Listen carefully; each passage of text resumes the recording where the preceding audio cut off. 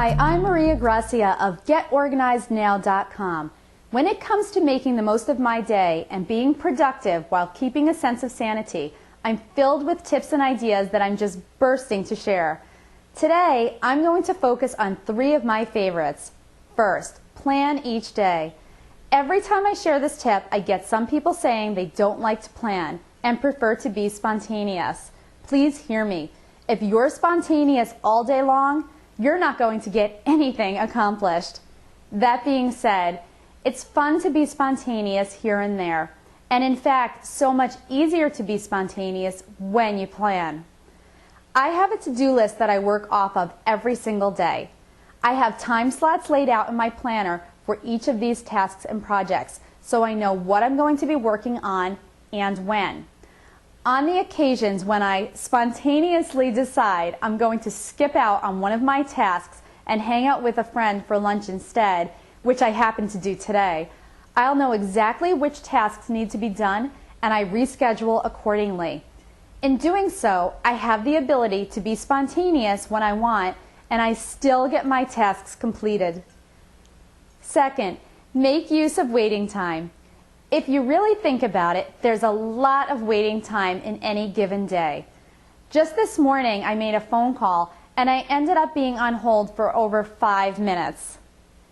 I have to wait at least 10 minutes here and there each weekday when I pick my daughter up from school or from an activity. I have to wait while water boils on my stove for dinner or for an airplane to take off when we're traveling. Lots of waiting time. But that time doesn't have to be unproductive. While waiting for a flight, I always have my Kindle so I can catch up on my reading. I also carry a notepad and a pen to make lists or to jot down any ideas.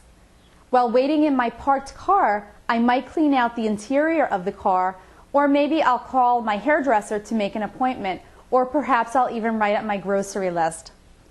While waiting at home, I might do some exercising or ironing, or I may even weed out a file folder or 2. And by the way, that's something that can easily be done while you're on telephone hold. 3, consider replacing rather than adding. New adventures and possibilities come up all the time. You may already be coaching your son's baseball team, or heading the PTA, or organizing choir practices at church. But what happens when you realize you want to do something else, like perhaps a new book chat is starting up, or maybe you want to run for office in your town? Rather than always adding to the activities you're currently doing, consider replacing one of your current activities with something else instead. Remember, it's not about how much you do. It's more about being picky about the few things you enjoy and giving those activities the time they deserve. Again, when it comes to time and how you can make the most of every moment, I could be here talking to you all day long. So what I've done is I've thought up a whole bunch of tips and ideas, and I put them into a book called 501 Tips and Ideas for Finding More Time for the Things You Love.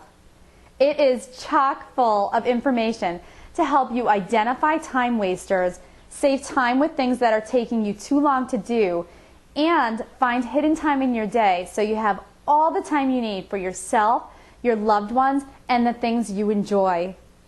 If you don't yet have a copy, pick one up today from my website. For a limited time, when you get yourself a copy, you'll also get 7 great bonuses valued at over $150, absolutely free. So don't miss out. There's no time like the present to start making the most of every moment in your life. I'm Gracia of GetOrganizedNow.com. Thank you so very much for listening. And remember, there's no better time to get organized than to get organized now.